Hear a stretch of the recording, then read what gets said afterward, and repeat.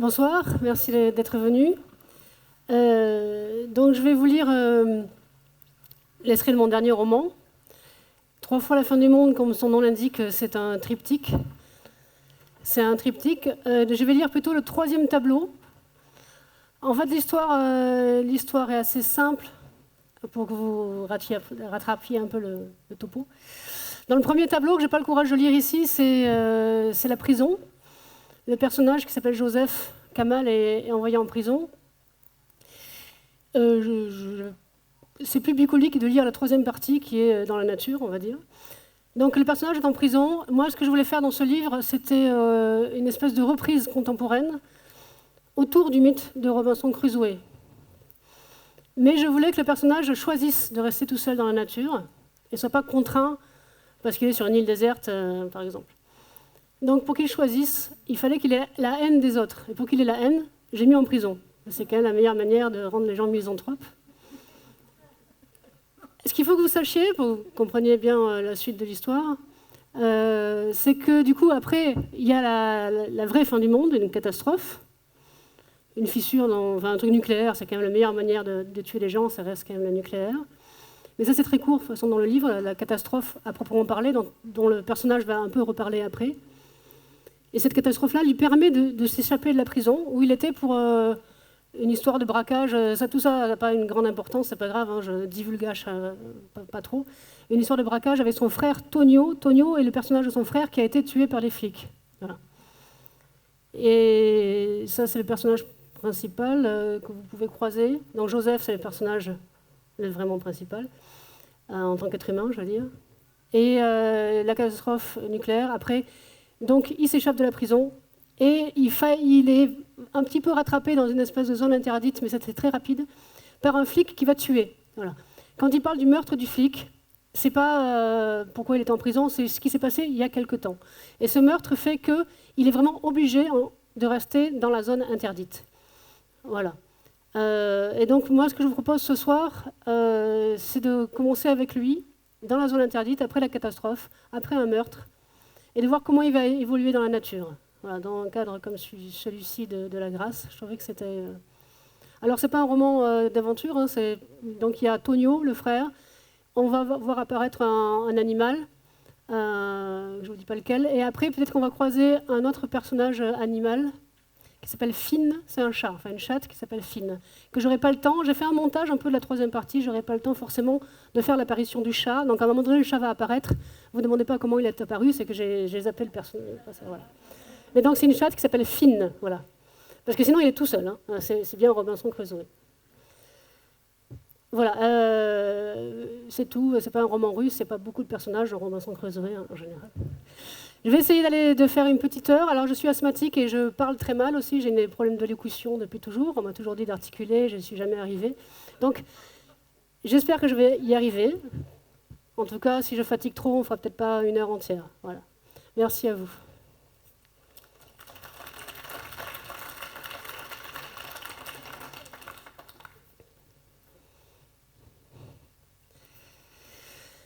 J'ai trouvé cette cabane au fond des bois. Elle est presque dissimulée par les arbres. J'ai mis mon vélo à l'intérieur. En arrivant, j'ai refermé la porte. Personne n'a pu remarquer ma présence. Je dois reposer mon genou blessé, me calmer, réfléchir. Le mieux serait de passer l'été ici, de laisser les choses se tasser. C'est une bonne planque, en plein cos. Autour, il y a ce jardin, ce que je vois là depuis la fenêtre, un jardin, des papillons, des oiseaux. Dis donc, ça change de la ville morte. Au moins, il y a les piafs qui chantent, pas ce silence mortel. Et cette forêt, elle n'est pas très haute comme forêt, mais elle me cachera bien des drones. Le flic a parlé de drones à un moment de la conversation. C'est flippant. Je bloque sur ces drones depuis 3 jours. J'avais le nez en l'air quand je suis tombée du vélo. Ma rotule a pris cher, j'ai mal, putain. Je vais ouvrir cette fenêtre, ça fera partir cette putain d'odeur de renfermé. Ah, c'est vraiment joli ce jardin. Quelle heure il est ? 11h. Ah ben j'ai écrasé. Je vais me fumer une clope. Putain, plus que ça, à cause de ce crevard de flic, je vais manquer de cigarettes. Et ce mal de genou que je me tape, en tombant, je me suis grave détruit. Je pourrais pas courir si les flics y débarquent maintenant. Où est mon flingue ? J'aurais qu'à me tirer une balle dans la bouche. Mais encore faut-il que j'aie le temps, on n'est jamais tranquille avec ces salopards. L'urgence, c'est de repérer tes exits. Imagine, Jo, si t'entends arriver une voiture de police, là, tout de suite, faut savoir par où te barrer. Arrête de baliser. Calme-toi. T'as tué un flic, Joe, tu l'as buté. Dire que je pensais aussi qu'avec la catastrophe, j'allais pouvoir m'en sortir. Je voulais passer en zone sécurité, je voulais les rejoindre, c'est fumier. Putain, c'était trop beau, la chance, elle était avec moi, j'avais sauté du camion. Je suis immunisée. C'est pas rien tout de même. Je pensais que je pouvais reprendre une vie normale. Enfin, une vie dans ce chaos. Mais enfin, que mon casier serait oublié, que tout serait rouvert. Tu parles, j'ai pigé maintenant. Mon dossier me suivra toujours. Ils savent qu'on est quelques-uns à s'être enfuis de la prison lors de l'évacuation. C'est dingue, ils sont increvables. Tout fonctionne toujours à Paris. Leur force a pas molli. Et dans 1 an, dans 10 ans, leurs fichus ordinateurs sortiront encore mon nom. Joseph Kamal. Je ne veux plus jamais revoir leur sale gueule. Ces matons, ces crevards de détenus, ces putains de flics, je les supporte plus. Il faudra que je m'entraîne à tirer, tant pis si ça fait du bruit, parce que si quelqu'un arrive là dans le jardin, je le shoot, ce fumier de mes dieux. Ah, ça fait du bien de sortir, voilà, j'ai mal au genou. Je peux à peine marcher tellement il a gonflé ce genou. Tant pis, je me regrette une clope. Ah ouais, il fallait que je bouge. L'autre, avec son regard de tuer, il me fout les jetons. Tiens, c'est un tilleul qui dépasse au fond. Les tilleuls, je connais. La grand-mère, elle en faisait des tisanes. Avec les petites feuilles à boules. Ah ouais, des mini-parachutes, on joue. C'était le bon temps. Ces vacances à la campagne. Loin de tous ces connards de flics et des crevards du quartier. J'ai tué un flic, putain, je le crois pas. Le pire, c'est que c'est même pas kiffant. Je suis bloquée ici, du coup, avec cette histoire.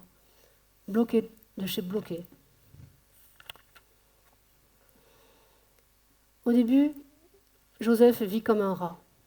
La journée, il se terre dans son trou, il dort. S'il se réveille, il fait le ménage dans sa ratière et se rendort. Mais quand le soleil vient à baisser, il sort dans le couchant. Il traverse à pas rapide le jardin. Il va boire. L'eau est éloignée de la maison. Il faut trotter 10 minutes en descendant. En bas de la faille du Causse, il y a un vieux lavoir où l'eau est fraîche. Près de l'eau, la forêt de chênes s'écarte pour laisser place à de larges pelouses longeant le petit ruisseau chantonnant. Des pelouses fraîches. Il aimerait être un rat d'en bas et non un rat d'en haut. Ce serait plus pratique pour boire. Il remonte avec ses jerrycans pleins. La nuit noircie, c'est son heure. L'heure d'aller fouiller dans les cuisines. Il trotte dans les sentiers, le long des chemins, lentement. Un rat, c'est prudent. Le plus souvent, il entre dans les maisons par une fenêtre. Il évite les chambres. Il va directement à la cuisine. Il allume les transistors pour avoir des nouvelles de l'autre zone. Mais tout grésille, aucune station. Il abandonne. Qu'il se débrouille. Peu lui importe ce qui leur arrive, lui doit survivre. Parfois, il croise d'autres rats, affamés eux aussi. Il a un bâton, c'est rat contre rat. Après avoir fureté, inspecté les étagères, emportant de quoi manger, il donne mentalement un nom à la maison. La villa du psychopathe, un chasseur. La maison des enfants, beaucoup de jouets. La bibliothèque, la petite ferme, la grande ferme. À force, pour ne pas s'embrouiller, il note dans un cahier ce qu'il reste comme provision à l'intérieur de chaque maison. Mais il est instinctif aussi. Il se jette sur les haribots dès qu'il en trouve dans les placards. Il ne s'attarde pas. Les maisons ressemblent trop à des tombes. Il a faim à son retour. Il mange des pâtes à la sauce tomate. Il boit de l'alcool. Il retourne dormir dans son trou. La chambre est petite et ça lui fait comme un terrier.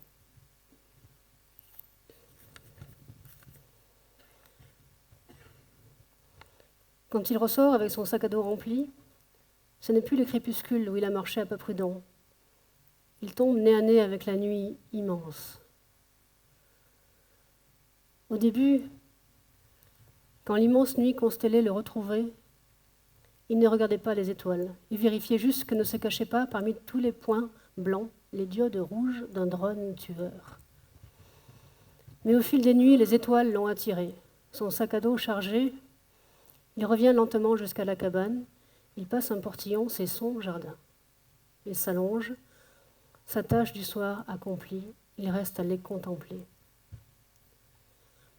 Un ravissement pareil, même avant la prison, il ne se le rappelle pas.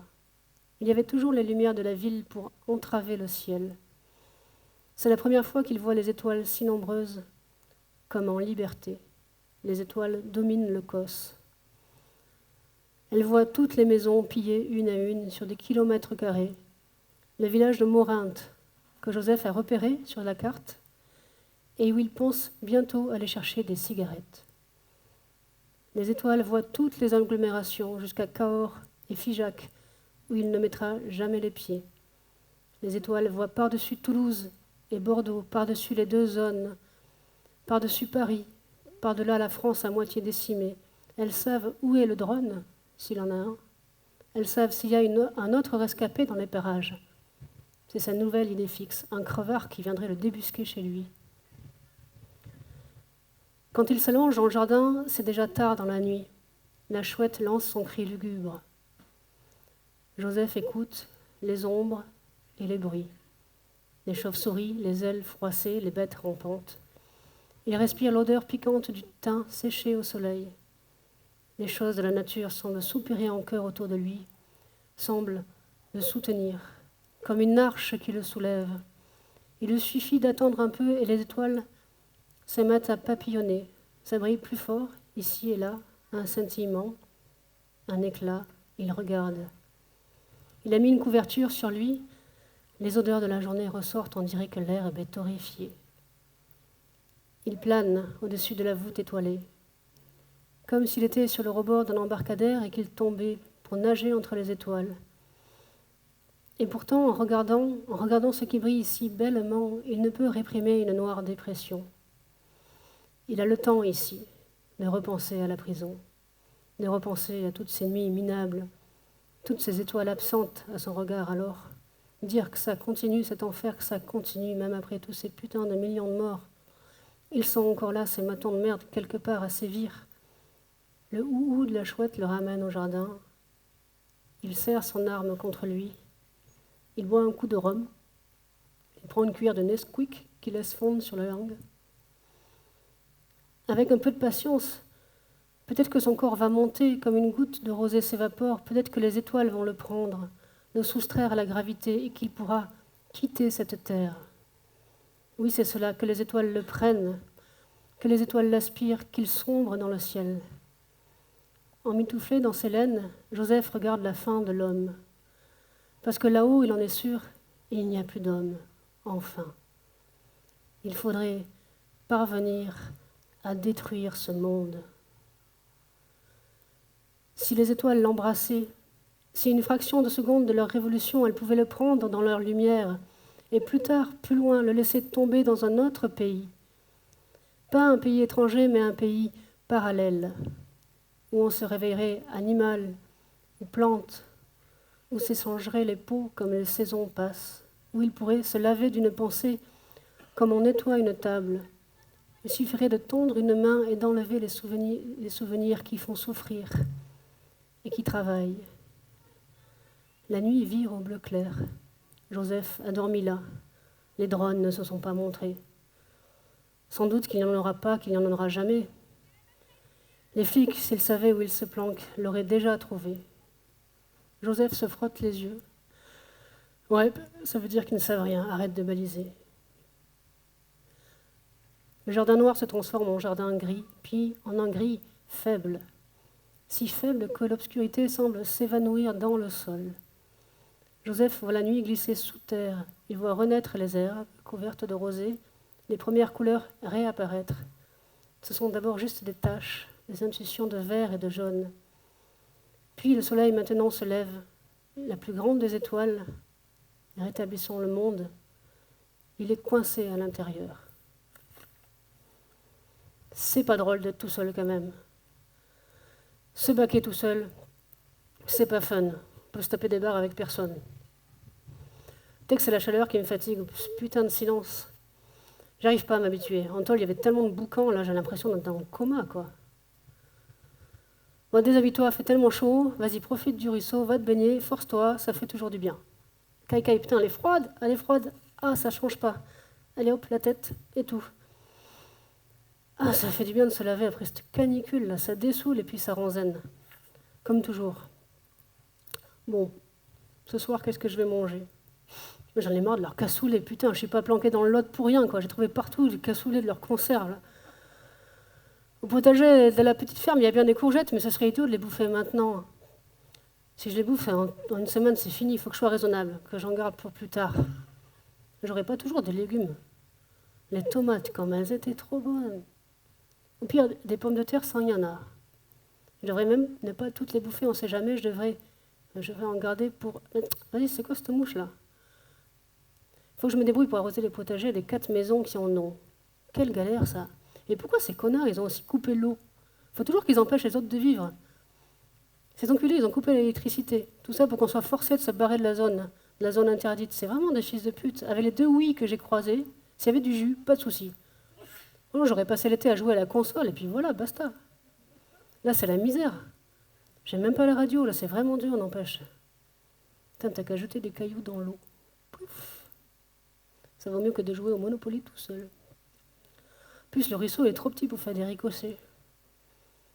Moi, j'aurais peut-être dû me planquer en ville.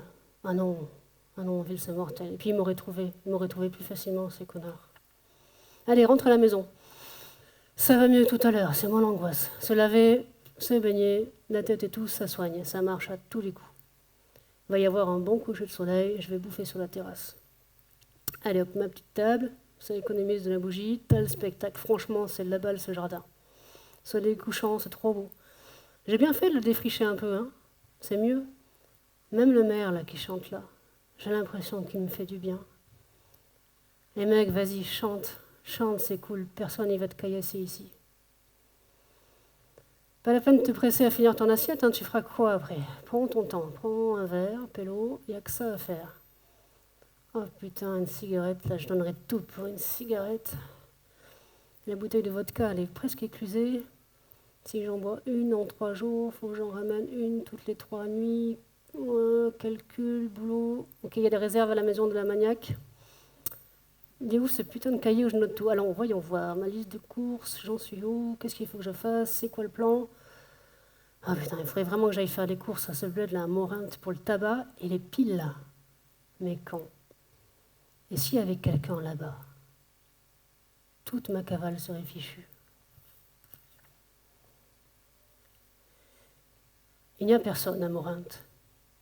Au village où il a fini par se rendre une nuit au début du mois d'août, au bout de la combe du ruisseau.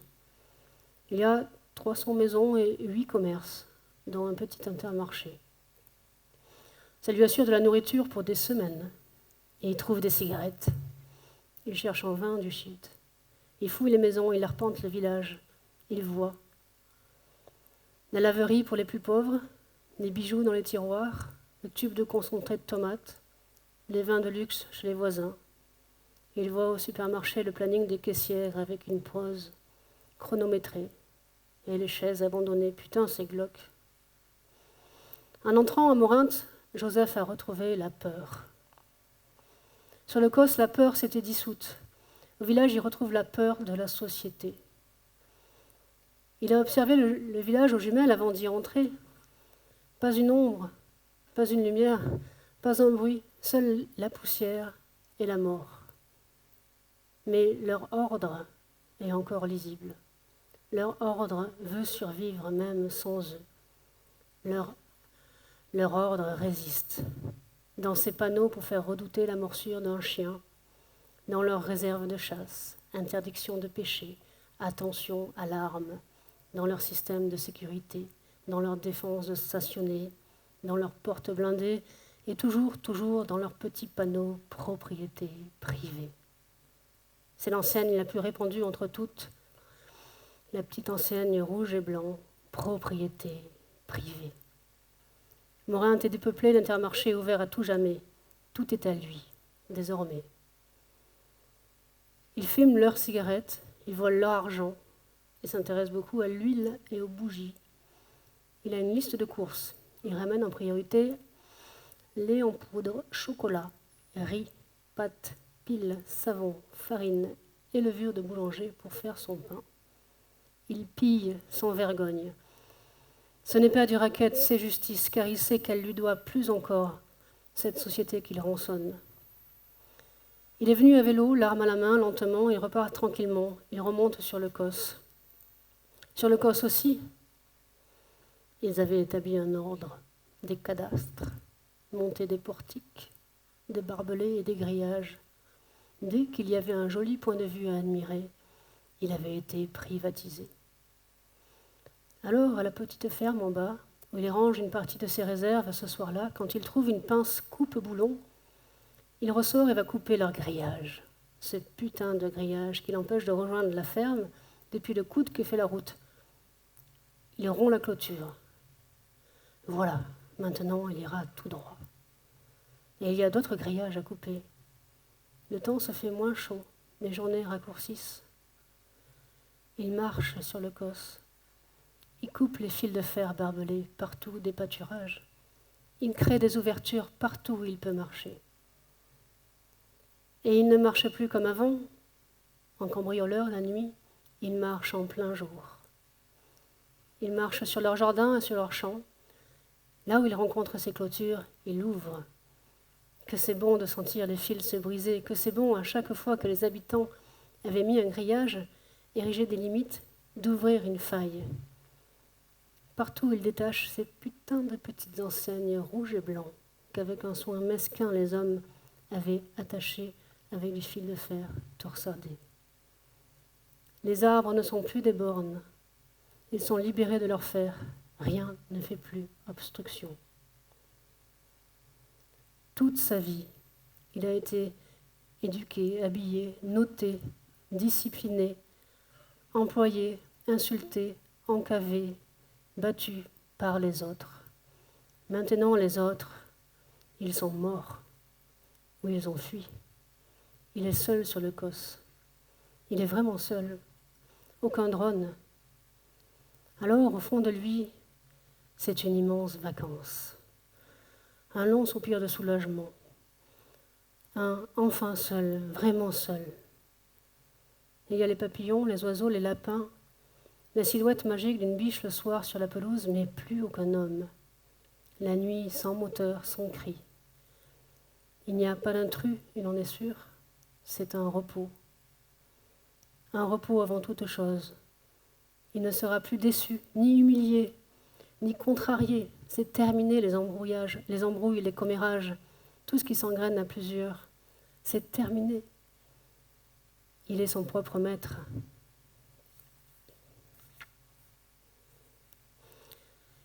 Et dans les ouvertures, entre la musique. C'est un modèle nommé Abeille de la marque Sony. Quand elle a le ventre rempli de grosses piles, elle lit des cassettes audio. Il a trouvé à Morinthe, en allant chercher des lampes et du lait. Il appuie sur play et la musique sort. L'émotion est si forte que Joseph s'est assis. C'est en anglais, il ne sait pas qui, il ne comprend pas, mais c'est une voix humaine. Dans cette cuisine pleine de poussière, dans ce village mort, voici que le silence est vaincu. La musique embrasse l'espace, elle colore les murs de cette piole de retraités à confiture.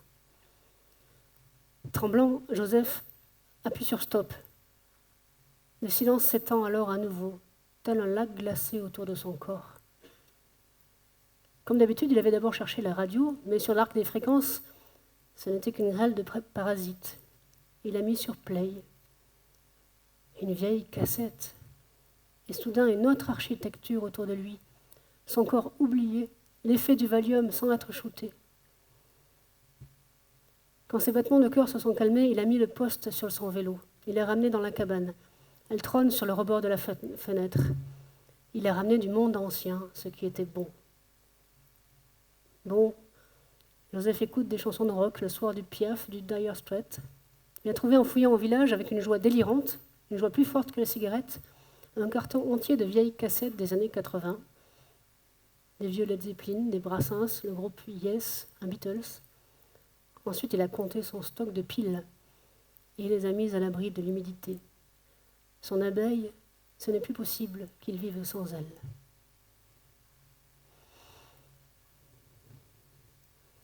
Dans l'autre zone, ouais, je pourrais me faire des filles, mais après, je vais pas prendre le risque de me faire arrêter juste pour ma bite.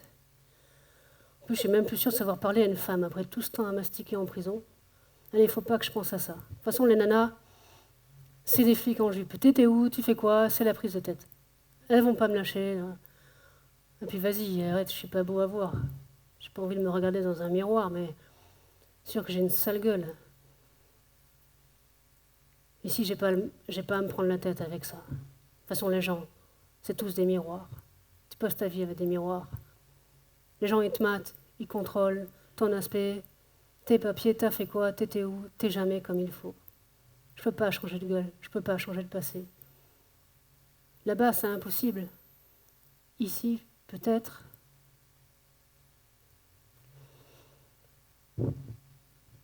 Septembre rafraîchit. Le cos ne bouge pas, ou si peu. En bas, dans le vallon du ruisseau, autour du lavoir, ce ne sont plus des plaques de chaleur, mais des souffles le matin. Du marron, du rouge partout où espacé, la forêt autour des pelouses jaunit. Un arbre laisse aller ses feuilles au milieu des chênes, imperturbable. Autour de la petite ferme, Joseph se promène. Il s'y sent bien. Un buisson pâlit, s'argente. Cette ferme a l'humidité agréable d'un berceau. Elle a au centre de la pièce une cheminée froide. Sur le haut d'un rocher, un arbuste rougit, et l'argenté brûle et tombe, et le sol s'emmousse. Quelque chose se métamorphose. J'y crois pas, putain, il y a un mouton. Putain, j'ai eu peur, ce bruit. Ah, c'est un mouton. Ah, putain, il va boire au ruisseau. Vas-y, je m'approche tranquille. Ah, il m'a repéré. Ah, mais c'est pas con, mouton. Et non, mais t'en vas pas, je bouge pas, viens. T'en vas pas. T'es qui? T'es quoi? T'es pas mort? Ah non, vas-y, reste là. T'es beau, tout noir comme ça. Qu'est-ce qu'il fout là, ce mouton? Ah, ça me fait délirer. Au sérieux, regarde ce mouton, Jo, c'est le délire. Ça se trouve, il a faim. Qu'est-ce que ça mange, un mouton? Bah, de l'herbe, non, du foin. Bon, alors ça doit le faire. Surtout ces pelouses, là, ici en bas, elles n'ont pas cramé pendant l'été grâce au ruisseau. Il doit avoir soif. Peut-être que là d'où il vient, tout a séché. Et il a fait tellement chaud, ouais. Vas-y, je me rapproche. Putain, il se casse, ah, puis merde. Hein. Je vais pas courser un mouton, il a 4 pattes, moi j'en ai 2. Bon, assieds-toi et mate. Pécho tes jumelles, là. Sans déconner, c'est lui qui revient maintenant. Ah, il est trop mignon, il me fait délirer avec sa tronche. Et vas-y, il a un truc dans l'oreille gauche. Un numéro. Ah ouais, un numéro, c'est pas un mouton sauvage. Mais t'es con, ça n'existe pas, un mouton sauvage. Bah, c'est un mouton de la petite ferme. Et ça m'étonne. Pourquoi je ne l'ai pas vu avant? Ça me fait bizarre. Non, mais parce qu'il doit m'entendre. Il doit m'entendre, c'est se barrer. Il doit m'entendre quand je descends de la cabane. Oh, c'est joli à regarder un mouton. Il est marrant avec sa queue qui bouge. Marrant, il a une tête blanche et pourtant il a de la laine noire. Un mouton, ça mord pas, quoi. C'est pas comme un chien. Il faut que j'apprivoise cette bestiole, ça me fera de la compagnie. Ah ouais, le délire. Là, ça me met en joie. Pire que la première fois que j'ai pu rebouffer du Nutella au supermarché. Chocolat, hein. Je vais l'appeler Chocolat. T'as un mouton, Joe, ça c'est bon, ça c'est trop bon. Je vais le nourrir, je vais le garder, je vais l'apprivoiser. C'est trop bien. À cet instant, il se met à pleuvoir. Comme par magie, la lumière change. Surpris, les merles s'envolent au ras des buissons. Les arbres bruissent et étendent leurs branches. Le mouton se met d'instinct à l'abri. À cet instant, Joseph est parfaitement conscient de lui, de son corps posé sur cette murette, de la tension dans ses doigts pour maintenir les jumelles à hauteur de ses yeux. Il regarde encore le mouton qui, comme hier soir, est venu boire au ruisseau. Il sent sur sa cuisse le choc minuscule d'une goutte que la toile de jean absorbe, comme un doigt moite qui appuierait sur la peau. Une douce fraîcheur souffle sur son cou, une vive odeur d'humus sort de la terre d'un seul coup.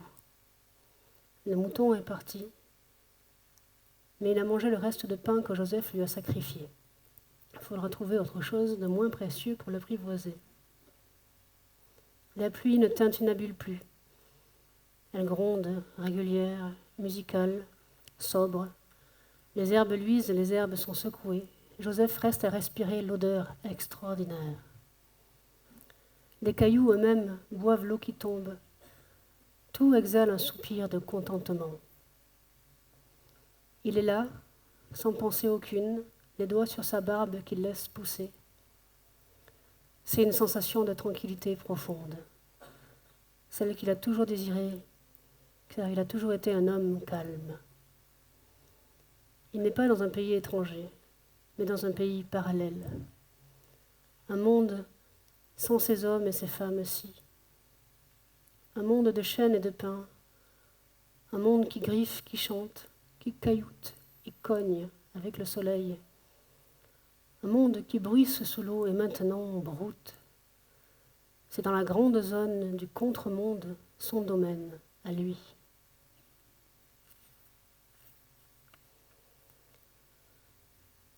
Joseph a fait un plan de son domaine, sur un grand papier. Il a dessiné la maison, la grange, la pentie, la maison des voisins, les champs et la forêt basse qui murmure autour du dessin. Les ruisseaux en bleu comme une veine. Hors du dessin, Morinthe, comme réserve d'alimentation, réserve du passé aussi. Il a pris la décision de rester encore. L'automne s'installe. Où partir sinon vers son crime? Joseph s'est donc installé dans la petite ferme en bas. Il a déménagé ses affaires. Il a sorti de la chambre un matelas qu'il a mis dans le salon-cuisine. Il a gratté le moisi de la terrasse, remis en état la cuisine, disposé les chandeliers et ses lampes torches au mur. Il s'est assuré des bouteilles de gaz du voisinage. Il a décidé que la ferme serait sa maison. Il a pêché des truites qu'il met en élevage dans le lavoir. Il place des coulées pour les lapins, maladroitement. Dans le potager, une courge attend son vouloir. Joseph reconsidère les herbes sauvages. Tout ce que les cailloux donneront de bon, il le trouvera. Jamais ses mains n'ont été si puissantes. Tout ce qui arrive naît de ses mains. Une porte repeinte, les meubles changeant de place, les réserves rapportées, triées, le choix dans ses habits, les derniers soins du potager. Le domaine n'est plus l'exil, c'est sa propre terre.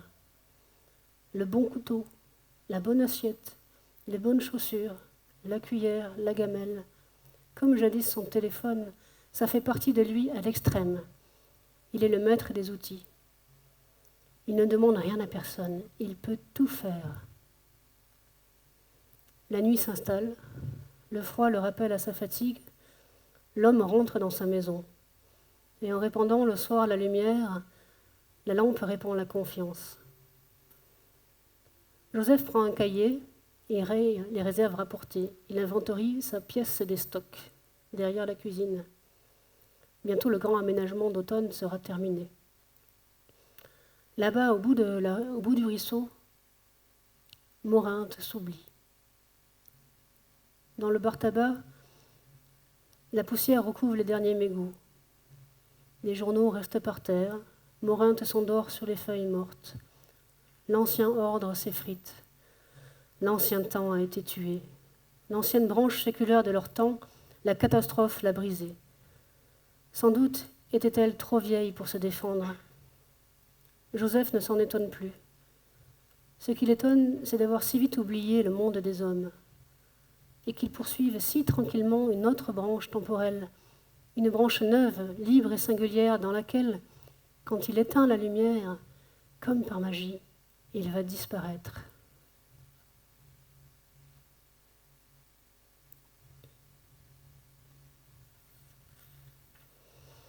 Alors ma fine, tu vas bien ce matin? Aujourd'hui j'ai du travail moi. Désolée, tu vas pas aimer, mais je dois mettre un peu de Bronx. Il faut que je m'assomme ce conduit d'eau. Ça va faire du bruit, ça va faire de la poussière, mais je ne peux pas rester à attendre que l'eau gèle. Faut que je trouve une solution pour me laver, pour avoir de l'eau chaude. Il fait trop froid maintenant. Je vais revoir une dernière fois mes schémas. Et c'est pas pour jouer, c'est ma gomme fine. Allez, t'es gentille. Mais oui, t'es gentille. Attends, t'as la poussière sur la moustache, je te l'enlève. Bon, alors, soyons méthodiques. Le jerrycan est déjà accroché au plafond. Ça m'a pris une journée de travail, poli, là.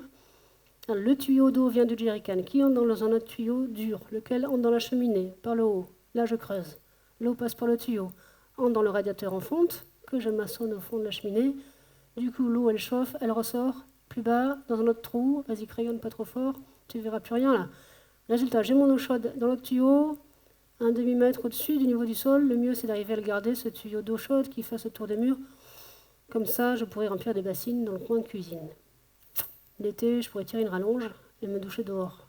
Quoique l'été, j'aurais plutôt intérêt à faire chauffer l'eau par le soleil. Enfin, on verrait plus tard. Ça semble bon. Bon, tu fais ta toilette, toi, Fine? Bah, t'as pas de problème d'eau chaude, toi. Hein, toi, t'es auto-nettoyante. Bon, j'ai tout calculé. J'ai tout le matos. Depuis le temps que tu sillonnes les environs pour collecter le matériel dans les garages des autres crevards, là. Bon, allez. Faut plus hésiter, là. Faut le faire, là. Mets-toi en tenue de travail. Tu prends les mesures. Tu perces. Il n'y a plus qu'à. Ah, mais si je perce les trous et que je me plante, bonjour. Ah, si j'ai cogité des journées entières à ce circuit d'eau, là, et juste avant de me mettre au boulot, je flippe. C'est marrant, ça. Il va faire beau aujourd'hui, c'est le bon jour. Je ne peux pas attendre plus. Il fait déjà froid. Et puis j'aurai trop de boulot plus tard. Le chocolat est où? Ah oui, là-bas, près de la clôture. Tu vas voir que Finn va lui rendre visite, j'en étais sûre. Ils sont trop mignons, tous les deux. Elle adore se piquer, et lui, il vient lui toucher le museau. Ah, mes bêtes, mes braves bêtes. Qu'est-ce que je serais sans elles? Ça se trouve, il y a un autre système de douche plus intelligent que je n'ai pas trouvé. Bah, l'eau est froide, la cheminée est chaude. Il n'y a pas 36 000 façons d'arranger les choses. Hein. Bon, vas-y, tu passes à l'action. Sinon, fais autre chose, fais la clôture du deuxième pré pour chocolat, ça, c'est simple. Ou remets en état le box à cheval pour qu'il soit plus à l'aise. Ouais, mais après quoi? Tu rentres en sueur, t'es plein de crasse, tu te douches avec de l'eau gelée, et la moulinette à souci recommence. Bah, t'as une vie salissante ici. Faut trouver comment chauffer ton eau. Allez, voilà, et ma cigarette est finie. Allez, arrête l'angoisse. Passe à l'action. Le problème de la pensée est un problème circulaire. Les soucis tournent, mais les circuits sont peu nombreux. La pensée traverse l'esprit par des conduits connus. Elle fait toujours le même trajet. Il n'y a personne pour changer son chemin, pour suggérer un autre passage vers d'autres idées. Il y a des travaux à faire, à penser, à organiser, et il y a englouti tout ce que Joseph ne peut penser seul. Car c'est toujours le même mouton, le même chat. Il n'y a pas d'autre regard que le sien. La nouveauté, c'est juste la météo qui change, le repas du soir qu'il essaie de varier. Peut-être que c'est bien qu'il en soit ainsi. L'activité qui consiste à répertorier les stocks et à élaborer des grilles de menus est presque infinie. Le soir, il arrive à lire des romans. C'est plus reposant que des manuels d'horticulture, que ces documents sur l'élevage ovin qui l'ont effrayé à propos de toutes les maladies que le chocolat peut attraper. Quand il est fatigué, il regarde juste des images. N'importe quelle image nouvelle, ça lui fait du bien, ça le sort. Ça le sort de son cercle de rumination. Il lit des BD, il feuillette des encyclopédies sur la vieille Égypte. Il en profite pour s'instruire, se dit-il. Mais il devrait peut-être se méfier de son cerveau.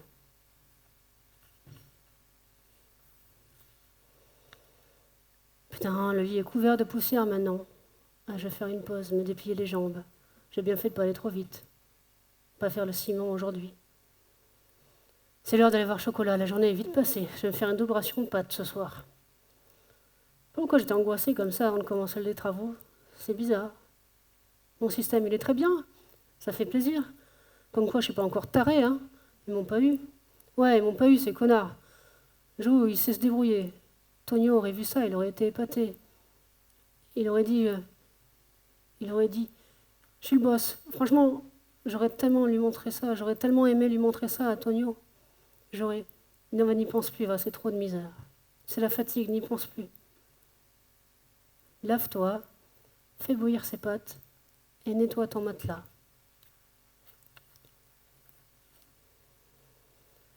L'hiver contracte le temps.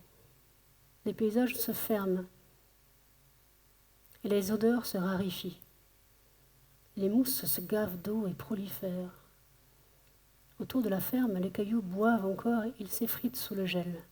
Les écorces se plissent. Le gel crée des cheminées de vapeur dans les sous-bois, des fumerolles qui s'évadent de la terre vers le ciel. L'hiver durcit les sensations. La vie oscille entre deux pôles, le froid et le non-froid. Les mains gèlent, la peau tire. Il faut boire du thé plusieurs fois par jour. Les truites survivent en dessous. Les lapins sont tués. Joseph avait trop faim de viande. Les journées s'écourtent. Quand il se réveille le matin, partout le froid. Sa main en dehors du lit replonge vite sous la couette. Fine miaule pour sortir. Joseph se lève pour lui ouvrir et se recouche tout de suite. Il appuie sur play, mais l'abeille a les piles usées et les voix se languissent. Parfois, ça le fait rire, ce matin, ça le déprime. Il faudrait franchir la couette, s'habiller et relancer le feu. Il souffle sur les braises. Les premières flammes le sortent de sa tristesse. Le feu qui craignait pour sa fumée est devenu un compagnon à part entière. Le feu nourrit les yeux des hommes. Le feu nourrit les yeux de l'homme et l'homme le nourrit de bois. La fumée n'a pas attiré de drone. Elle a donné à la maison une odeur particulière. Mieux encore, le feu a ajouté comme un second toit à la petite ferme, celui de la chaleur, en plus de celui de l'abri. Le plus agréable, c'est après son footing, quand le feu rougeoie dans la cheminée. L'air de la pièce a été réchauffé. Le feu semble attendre avec Finn son retour. La pièce n'est plus déserte et sombre. Ce feu lui donne une vie propre, réjouissante pour le cœur. Finn avait peut-être senti la fumée à travers le cos quand elle s'est approchée de lui. Elle aime s'asseoir sur le fauteuil en face des flammes. Joseph a l'impression de voir deux camarades face à face, la rousseur de la chatte et la rougeur du feu. Car à force de vivre comme dans un rêve et de simplifier à l'extrême son univers, il se franchit certaines barrières invisibles et des lois nouvelles commencent à régner entre les objets et les êtres vivants. Le travail vient à se réduire.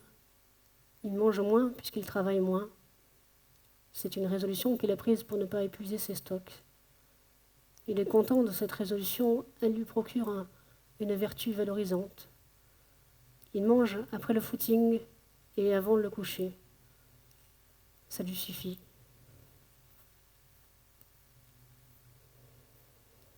Mais le désir de confort le travaille par instant. Le désir d'une grande télévision, d'un bon canapé, d'un interrupteur servile, le désir d'un micro-ondes avec un repas tout prêt. Pourtant, on s'habitue très vite à l'extraordinaire. Le monde d'avant, cette télévision jetée sous les pierres, prend des allures de songe et de supercherie. Le monde d'avant, avec son temps si court, réapparaît quand la pensée des autres le visite. Les autres, que font-ils? Comment vivent-ils là-bas? Mais sans information, sa pensée réoblique vers sa propre solitude, sa tranquillité. Parce que si un étranger venait, ce serait la fin. Il faudrait fuir ou s'expliquer, il faudrait quitter la ferme. Pourtant, cette pensée le travaille et il reste, malgré sa fatigue, à regarder la bougie. Il la triture avec une aiguille en laissant ses pensées luire et s'éteindre autour de la cire qui coule et se fige. Que font-ils, les autres? Comment vivent-ils là-bas? Peut-être la bougie contient-elle, repliée en elle, d'autres hommes devant d'autres flammes. Peut-être qu'à travers elle, il pourrait entendre ces mots qu'il désire, ce commentaire de connaisseur sur ses travaux. Peut-être s'il savait, la petite femme lui transmettrait les visages, les exils, les recommencements, les mots Leur force et leur parole, tout ce qui vagissent, embrasse, pleure, tombe, frappe, achète encore, existe là-bas. Peut-être sont-ils contenus dans cette petite flamme comme un phare au langage particulier. Comment se douchent-ils dans les camps de réfugiés? Que font-ils de leur journée? Ont-ils eux aussi des travaux? Comment font-ils? Les autres. Sanglier et belette frôlent la maison. Joseph reste devant la bougie. La lumière ondule sur sa mèche comme pour se libérer de sa base s'envoler. Tout est noir dehors depuis longtemps. Pourquoi s'opposer? Pourquoi jouer à l'homme aux sourcils froncés? La nuit tombe. Le ciel s'est obscurci. Les feuilles des branches se mêlent et le sol s'engloutit. Les rouges-gorges se plaignent du retour de la chauve-souris. Alors, le ruisseau glisse en chantant plus fort. Les grenouilles sortent de terre, leur peau brille. Un tronc ressort du cours. Une belette vient le franchir, boit l'eau. La nuit prend le domaine. L'homme dort.